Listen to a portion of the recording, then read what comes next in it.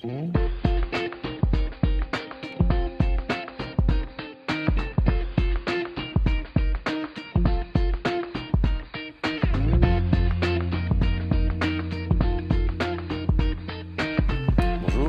bienvenue à ce cours consacré à la chirurgie ambulatoire.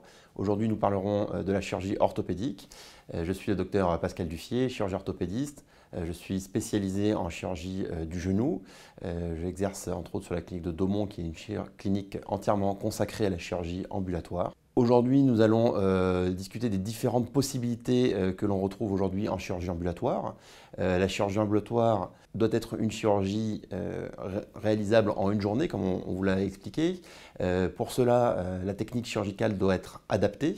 Il va falloir limiter le traumatisme chirurgical, notamment grâce aux techniques modernes d'arthroscopie ou aux chirurgies dites mini-invasives, c'est-à-dire des chirurgies qui vont traumatiser le moins de tissus, de muscles, de tendons possible. Il va bien sûr falloir limiter le risque de saignement post-opératoire grâce à une chirurgie sans garrot, grâce à une hémostase rigoureuse, à une tension bien contrôlée avec une bonne anesthésie.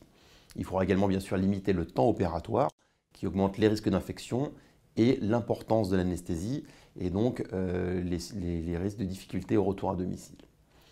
La technique chirurgicale devra permettre une remise en fonction rapide, c'est-à-dire que le patient devra être autonome le jour de l'intervention pour être apte à rentrer à son domicile, notamment en ayant un appui complet immédiat, en pouvant mobiliser ses articulations immédiatement.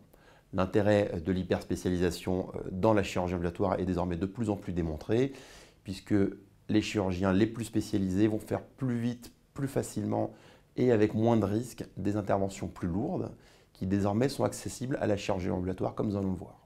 Alors les indications sont multiples, on va faire un démembrement articulation par articulation.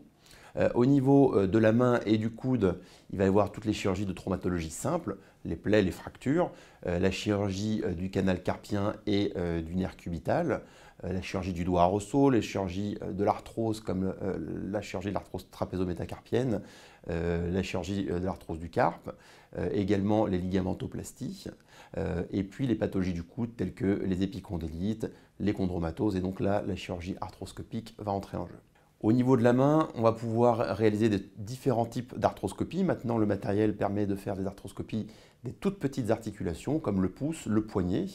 On va utiliser des systèmes de distracteurs qui vont permettre d'augmenter l'espace intra-articulaire et faire des interventions, que ce soit des chirurgies de l'arthrose, de la rhizarthrose, comme des trapézectomies, des chirurgies des kystes du poignet, la chirurgie de certaines fractures et également du canal carpien. Donc, comme nous voyons sur les images, ici un cas de chirurgie du canal carpien où par un abord de 5 mm, un endoscope pourra être rentré à l'intérieur du canal carpien où on va visualiser parfaitement le ligament annulaire du carpe qui sera sectionné sous contrôle de la vue, permettant de diminuer l'agressivité chirurgicale d'une part, mais surtout de protéger tous les tissus nobles tels que l'arcade artérielle palmaire distale et les branches transversales du nerf médian. On peut également réaliser désormais des chirurgies dites percutanées, notamment pour les fractures du scaphoïde ou du poignet, où on contrôlera sous radio avec des incisions également millimétriques la position du foyer de fracture qui sera remis en place et fixé par des broches ou des vis au travers de la peau.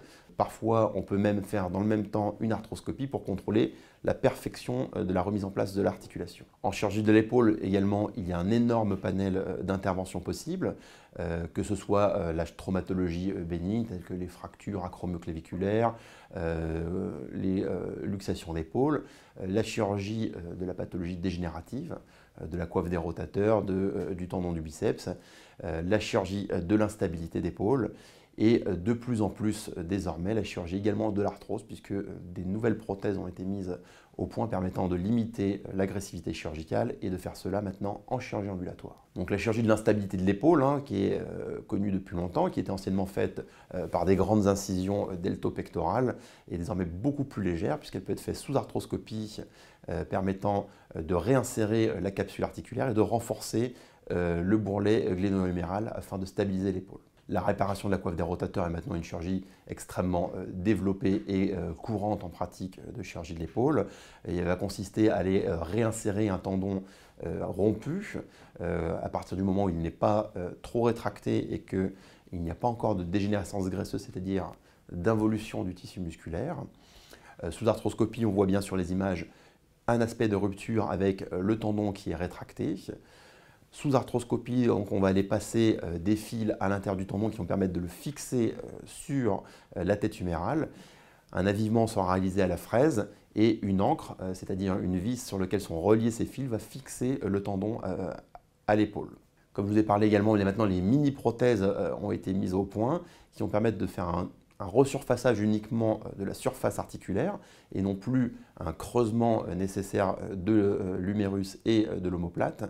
Cette chirurgie est désormais beaucoup moins lourde, beaucoup moins agressive et grâce à une bonne anesthésie locale et un geste rapide, on va pouvoir également renvoyer rapidement les patients chez eux et les mobiliser précocement. Au niveau du membre inférieur, toutes les articulations également vont pouvoir être prises en charge en ambulatoire, que ce soit la chirurgie de la hanche, pour laquelle on peut faire des arthroscopies, et pour la chirurgie prothétique également, on peut faire des prothèses standards ou même parfois certaines reprises de prothèses lorsqu'on va uniquement changer le cotyle ou la pièce fémorale. Donc l'arthroscopie de hanche est une technique aussi assez moderne. Elle est assez techniquement difficile puisque l'articulation de la hanche est une articulation qui est profonde et qui est peu accessible.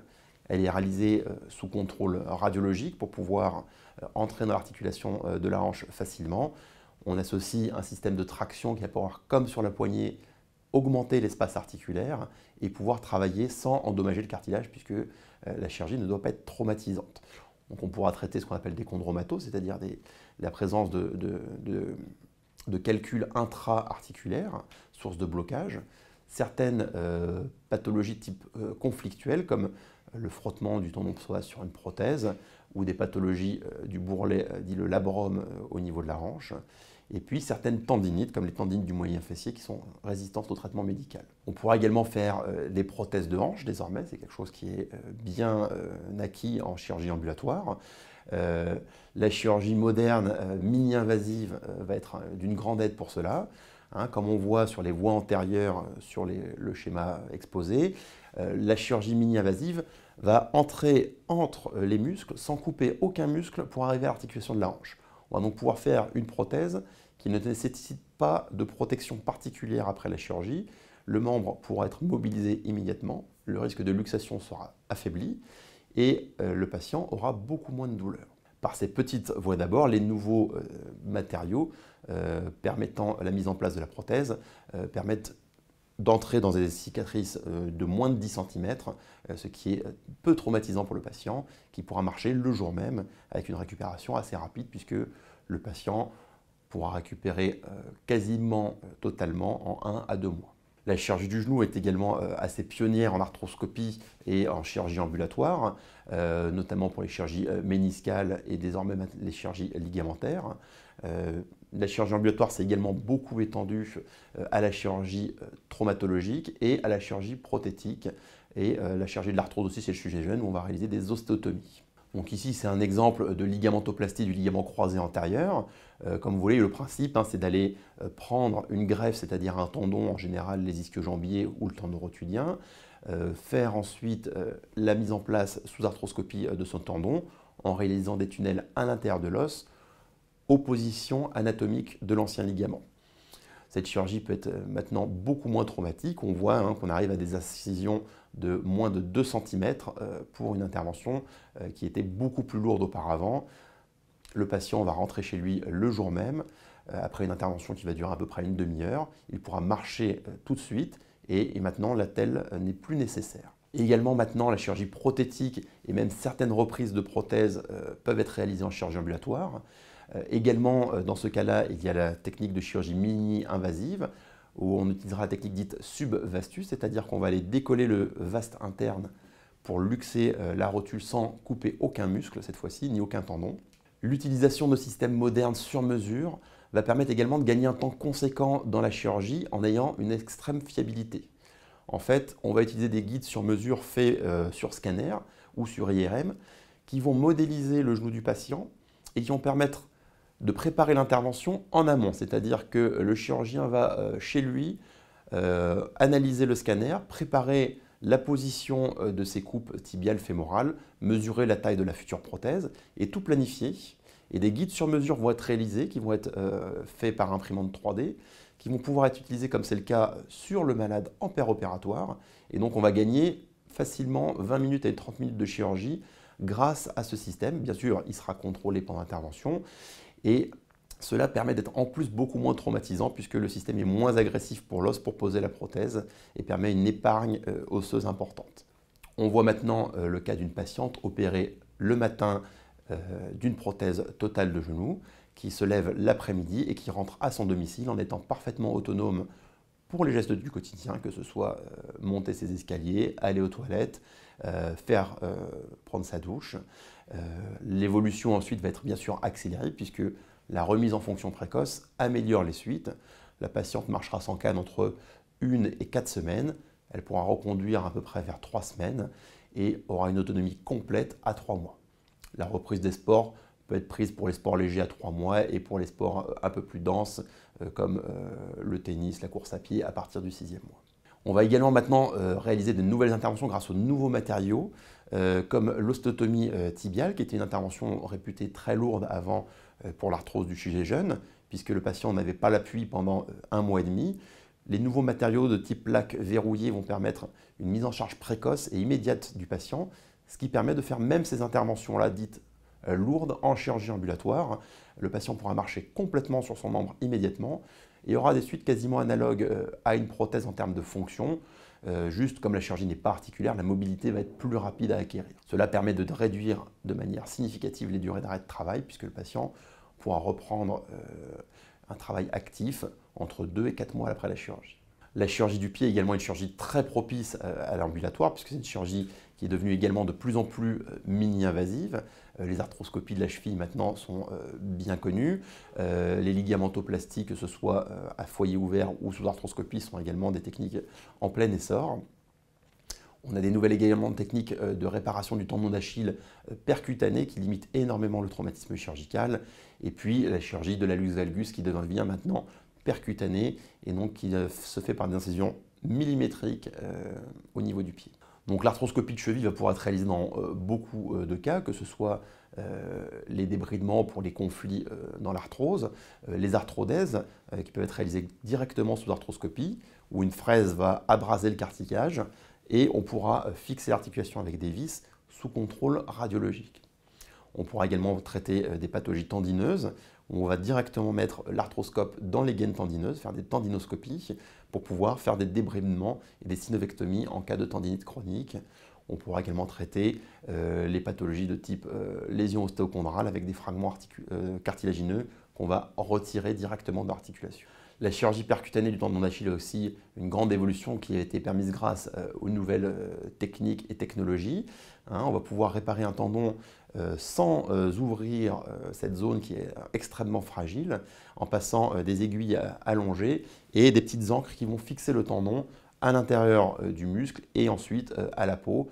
C'est une chirurgie qui va prendre 10 minutes à peine, je suis un chirurgien expérimenté, et qui va donner d'excellents résultats, aussi bons que la chirurgie à ciel ouvert, avec beaucoup moins de risques bien sûr. Désormais également la chirurgie de l'hallux valgus, notamment la chirurgie percutanée, qui permet sous anesthésie, parfois même locale simplement, de corriger les déformations de l'avant-pied en abrasant l'os avec des fraises et même en faisant des ostéotomies pour corriger la déformation du pied, comme on voit sur le cas avec un traumatisme extrêmement faible extérieur. Enfin, la chirurgie du rachis est également en plein essor au niveau de la chirurgie ambulatoire.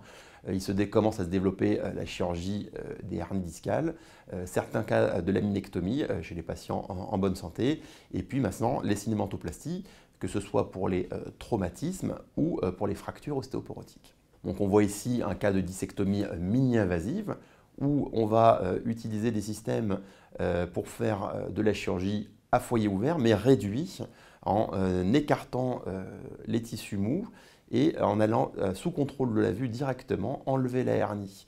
Il faudra bien sûr au préalable repérer l'étage à traiter sous contrôle radio. Il y a également maintenant des techniques arthroscopiques où on pourra faire par plusieurs voies d'abord de 2-3 mm autour du dos, l'exploration du canal lombaire et récupérer une hernie. Les nouveaux instruments vont permettre de faire de l'espace à ce niveau-là, que ce soit des fraises pour écarter ou réséquer un peu d'os, des électrodes qui vont permettre de coaguler et empêcher les saignements locaux, et des systèmes de caméras et de pinces qui vont permettre de retirer la hernie directement. On voit que le traumatisme est bien moindre, il n'y a aucun muscle à décoller et cela donne des suites beaucoup plus rapides pour le dos. Il y a bien sûr ensuite des consignes spécifiques à proposer aux patients. Dans chaque pathologie, des livrets qui vont être soit recommandés par le chirurgien, soit recommandés par les sociétés savantes, vont permettre de donner un guide aux patients dès les suites opératoires. Ici, c'est le cas du livret donné par la SFCR, qui est la Société française de chirurgie du rachis, après chirurgie de la hernie en ambulatoire, donc qui est maintenant une technique parfaitement validée. Les nouveaux systèmes également vont permettre de faire des cimentoplasties moins lourdes, moins traumatiques, plus rapides, notamment avec des cimentoplasties dites instrumentées.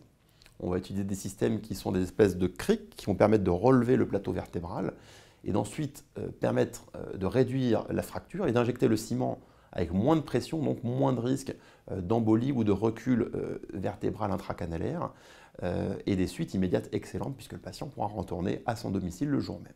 Voilà, donc là on a vu l'éventail des nouvelles techniques chirurgicales qui permettent de faire de la chirurgie ambulatoire.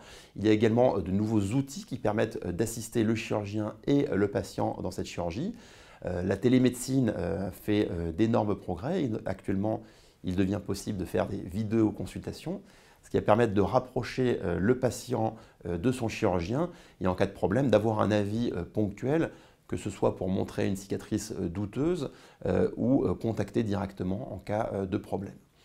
Il y a également les applications connectées qui se développent beaucoup aujourd'hui, qui vont permettre d'assurer la logistique du suivi du patient, sa surveillance et son suivi. Et puis bien sûr, il y a maintenant d'autres outils connectés tels que les montres connectées permettant de surveiller les constantes du malade, les téléalarmes et d'autres choses. Donc parmi les applications connectées, ici c'est une application sur la chirurgie prothétique du genou spécifiquement, avec une interface médecin qui aura un recueil de toutes les données malades qu'il va pouvoir surveiller à distance et une interface patient avec pour lui beaucoup de guides qu'il pourra manipuler avec son smartphone ou sa tablette pour donner ses constantes, que ce soit sa douleur, son niveau de mobilité, pour également faire sa logistique préopératoire, son planning de consultation, de rendez-vous, vérifier qu'il a bien eu tout son bilan nécessaire à la chirurgie, et puis ensuite son planning de rééducation pour lui donner des exercices à faire chaque jour avec des objectifs. Voilà. Et ainsi, il pourra être suivi au quotidien. Cette application sera personnalisée en fonction des pathologies et puis il pourra rentrer en contact avec son médecin en cas de problème. Alors, on voit que maintenant, la chirurgie ambulatoire s'est extrêmement développée et s'est étendue à toutes les spécialités de l'orthopédie. Alors, est-ce qu'un jour on ira vers le tout ambulatoire? Aujourd'hui, je ne pense pas, puisqu'il y a toujours bien sûr des malades trop lourds qui ne sont pas admissibles à l'ambulatoire. Il y a encore des chirurgies bien sûr trop conséquentes, mais on voit que plus les choses avancent, plus les matériaux s'améliorent, plus les techniques s'améliorent et plus les chirurgiens qui deviennent de plus en plus spécialisés également s'améliorent pour pouvoir augmenter le nombre d'indications à la chirurgie ambulatoire. L'arthroscopie, la chirurgie invasive et l'hyperspécialisation sont les facteurs nécessaires à cette chirurgie. On voit également maintenant, comme vous avez vu sur d'autres topos, les progrès de l'anesthésie, qui est multimodale maintenant et qui va permettre de diminuer les effets secondaires de l'anesthésie pour permettre au patient de rentrer chez lui en toute sécurité et sans douleur. Et puis maintenant, le niveau de preuve de l'efficacité de la chirurgie ambulatoire est significatif. Il a clairement été démontré que les risques infectieux, de complications et que la récupération sont meilleurs chez ces patients. Et actuellement, dans certains pays comme la Suède, 70 à 90% de la chirurgie orthopédique était réalisée en ambulatoire. La question devient aujourd'hui non plus est-ce qu'un patient est admissible à la chirurgie ambulatoire, mais surtout quel patient ne l'est plus. Et c'est sur ces mots que je finirai ce cours.